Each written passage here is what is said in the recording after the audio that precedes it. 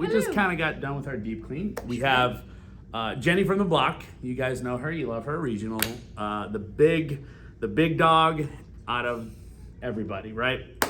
All right. So if you guys have not seen the Ellen Latham webinar, absolutely amazing. I was texting Jen during it. I was fired up during it. Would you agree? Super fired. My gosh, it's amazing to hear her talk. And I'm not going to spoil it because I want you guys to actually watch it. But for the coaches meeting that we were supposed to have, I decided to make it virtual because I really wanted to dig in on what we do as coaches, right? And Jen, you see it on a regional level. I know I can speak for us here, but the more classes I take out of studio, the more I see where talent is not being utilized properly. So a couple things that I've really wanted to dive in is just understanding our influence, right?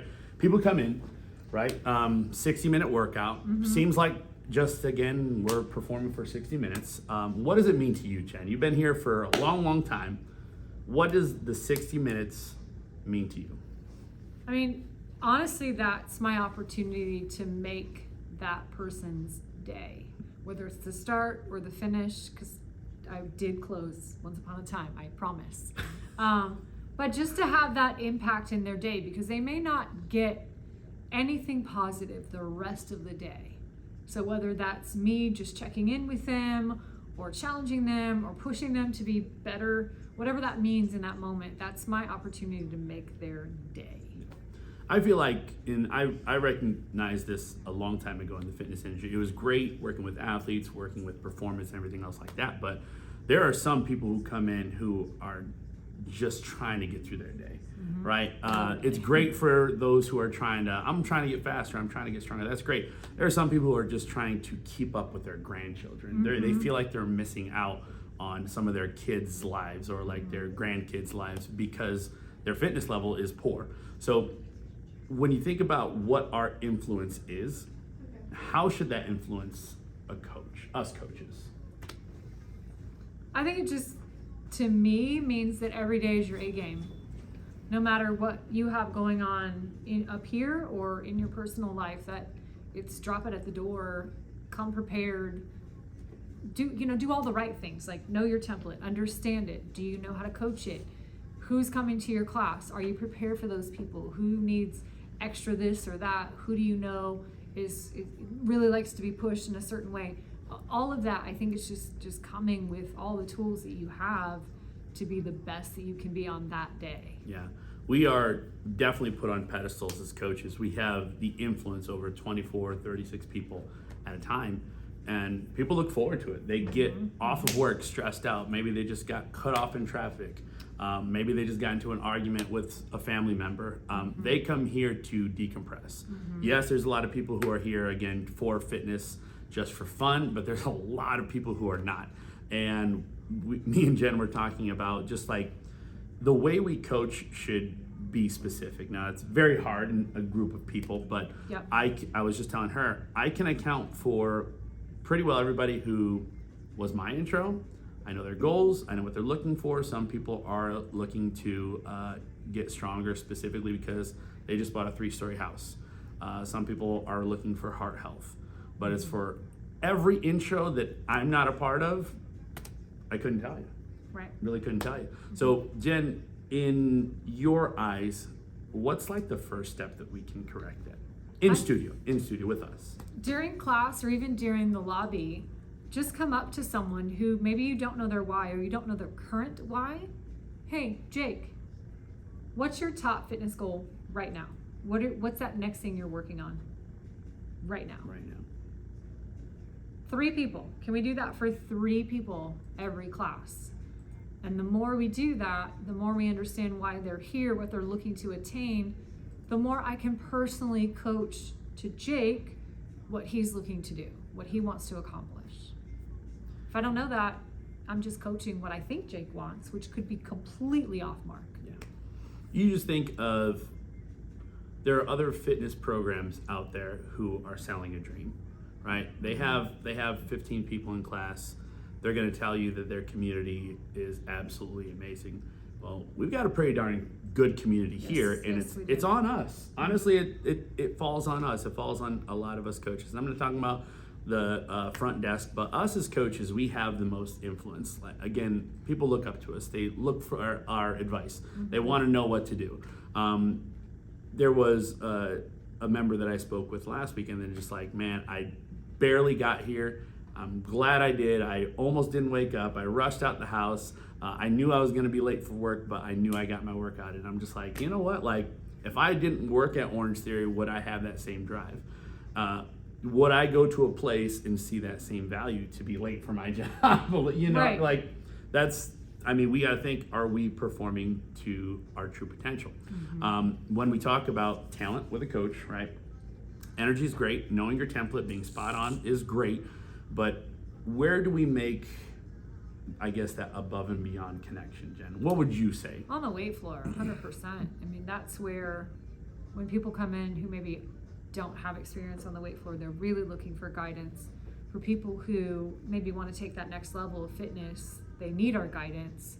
You know, form is everything. So yeah, I think we make a huge impact on the weight floor. I can't also come up and talk to somebody on a treadmill. It's not safe, it's not smart, but I can have a conversation on the weight floor and run the class and make it meaningful. Yeah. I feel like, again, a big competitor is CrossFit. Like, we see CrossFitters, right?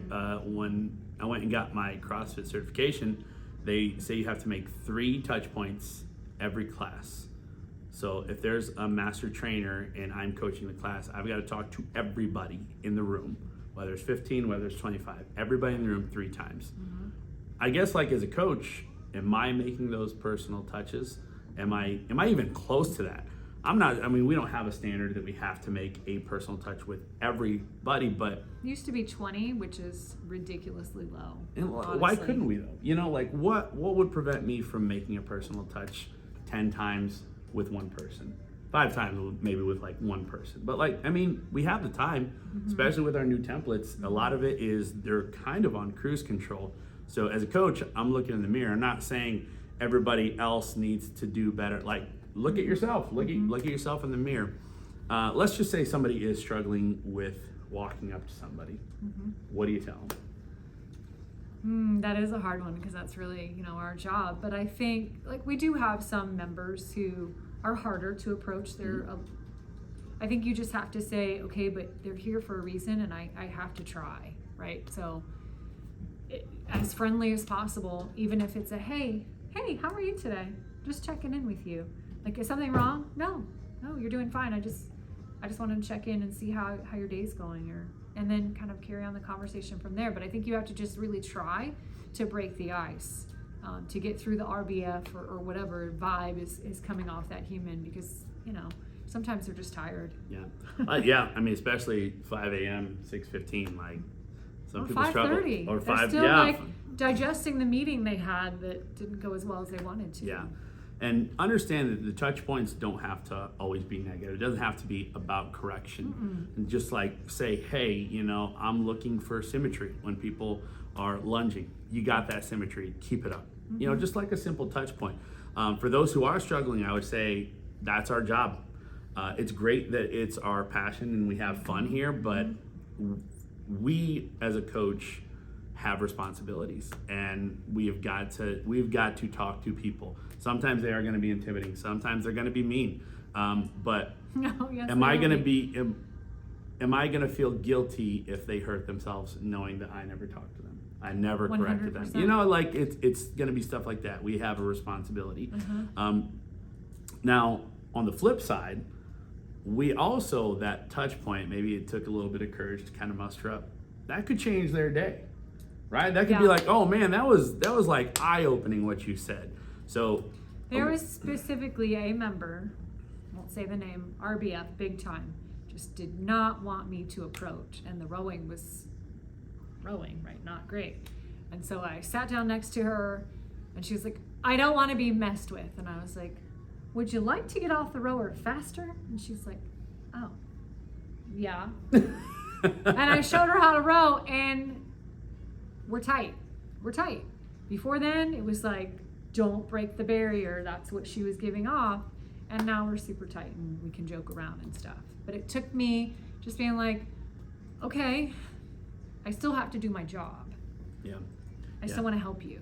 And you have to also, I guess you think of like, there are classes that sometimes we take and just like, I know that coach is letting that happen, like a sloppy form for rowing, or somebody's doing something crazy on the weight floor. Like, sometimes it can look bad on us, but it's our responsibility to try to correct them, whether we want to or not. Again, it's still our responsibility. I think if you see it, you have to say something. Yeah. Now, we don't see everything, but we really try, and that's obviously our job. But if you see it, you've got to say it. Yeah. I was always told that in communication, it takes 15 seconds to walk up and just like have courage for 15 seconds. Sometimes one, maybe two sentences. And then normally it's smooth sailing. Sometimes you walk away and you're like, oh, that could have gone better. But practice it. Have some forethought. Think about what you're going to say and try to make it so routine that it feels natural to you. But there's going to be still people to this day. I've been coaching for so long that I'm just like, I don't know if I want to talk to them today, but it's our responsibility. Yeah. It also helps, it goes over well, I think, if you tell them why you're asking for an adjustment, be it a challenge, regression, whatever. Why gives them buy-in instead of like, I just want you to do that better. Yeah. Well, what is the point? Yeah. What am I going to get out of it? Yeah. And I think that especially newer coaches, they think to be a tough coach or a challenging coach, it's always more weight. That's not always the case, right? I could slow down. I could correct form. I think of, again, if you hammer down on proper tempo and correct form, you can use a medium weight and still be more effective than a heavy weight with sloppy form. But it's not always about just going heavy and do this as I say. I mean, take an extra 10, 15 seconds, explain why this is beneficial for you. Oh, like you're leaning when you lunge, you know, if you strengthen that other glute, then it's gonna help. It's a good hip stabilizer. You're gonna be faster on the treadmill. Like something simple like that, like it'll hopefully get them to click. But it also goes back to knowing your members. Absolutely. Right? Absolutely. If you know that I want to be a better runner, that makes sense. So it's connecting with your members. Yeah, for sure. It's more of, it's not like one specific thing, right? It's like an ecosystem, right? It is. One thing helps the other and it just kind of domino effect. Another thing, okay, coaching with empathy. I'm still working on it. But it matters. Absolutely. I think the difference between empathy and sympathy is empathy, I hear you. Sympathy, it's like, oh, poor Jake, but you're here, so cool. Yeah, I will always just emphasize, like, when you walk into the door, I'm going to accept you for where you're at. You might be sore, you might be stressed out, your kids may have kept you up all night. There's a million reasons why you might not be at your absolute best. I'm going to meet you halfway. I'm going to meet you where you're at. I'm not going to expect somebody who is coming off of a hamstring injury. I know they can run 11 miles an hour. I'm not going to say, hey, get your crap together. Not over the mic, not in front of them. You talk to them, make an actual connection with them. Because if we're just talking out the side of our neck and it's not processing through our brain before we speak it, we're going to lose people. Yeah. Some people become bitter and it's not good for us. It's not good for them. Correct. It's not good for the brand. How would you, I'd agree with that. So let's say someone comes into an evening class and they've had a super stressful day and they're just like, I barely made it. I'm super stressed. Like that's probably my cue to say, I'm just glad you're here. Yeah. You let me know if you need anything extra. That's also my cue to remember, don't push that member too much today. They're stressed. Like they just need to be here and get the workout in and let their mind go. That's not the time to be like heavier weights, faster, harder, whatever. That's really just to let them be where they are. And I think just being aware, again, asking people how they're doing, that's how you coach with empathy. Yeah. And I definitely say it takes that personal touch to be able to coach with empathy. I feel like you can't know what they're going through unless you talk to them. You know, you have to have some kind of bearing of where they're at. And unfortunately, sometimes social media isn't going to be enough. Just Sometimes just like hearing a conversation, them talking to some of their friends in the lobby, that's not enough. You actually have to talk to them. I don't think there's anything any getting around that. Also, having a presence in the studio helps you coach with empathy. I've been very cognizant of who is taking classes because I'm also here so often, but really for the most part, like, okay, I know that somebody came in for the 23-minute run for distance. I know that they did the 200-meter row benchmark the other day. I know, like, having an understanding of what they're going through, even if it's just here, like, they're tired. We just did a bunch of inclines the other day. We just did a bunch of all outs the other day. Somebody's coming 6 days a week because they're trying to get ready for the wedding. You have to understand that being here and recognizing what their routine is, that's, again, partly on us. It's on the coaches. And sometimes if you're here just when you coach, it could be better when you're here working out or just spending time, you know. It hurts my heart, Jake, but I hear you loud and clear now. I was not referring to Jen, not in any way, But shape, you're or not form. wrong. You're not wrong, because you can see, like, when you're not coaching and you're just taking the workout, you see things differently, right? Because you don't have all the template and the timing and everything in your head. You're just kind of going, and you can look around and look at body language and see members' faces and see if they're really buying what Jake is telling them as a coach, or if they're not, if it's hitting or not. It's a total different ball game. Absolutely. I think all in all, just kind of wrap this up. Understand your influence. I think that we can be a catalyst with somebody's fitness journey. I really do. At the same time, we can also deter them in their fitness journey. So a lot of accountability is on us. Understand the responsibility that you have a voice that people listen to. I respect you guys as a coaching staff. I know Coach Jen does as well. I think we are head and shoulders above what just a basic coach would do. I think I absolutely are killing it. I'm proud of you guys, but I just want you to kind of take a look in the mirror. We can always rise up. Absolutely. Me anybody can do better, including myself. I'm definitely not it. But any last words, Jen? I just think, just remember that this is a privilege that we get to do. We get to help and make an impact in people's lives. And I think when you come with it from a privilege standpoint, then you always want to try to do more and be better. Absolutely.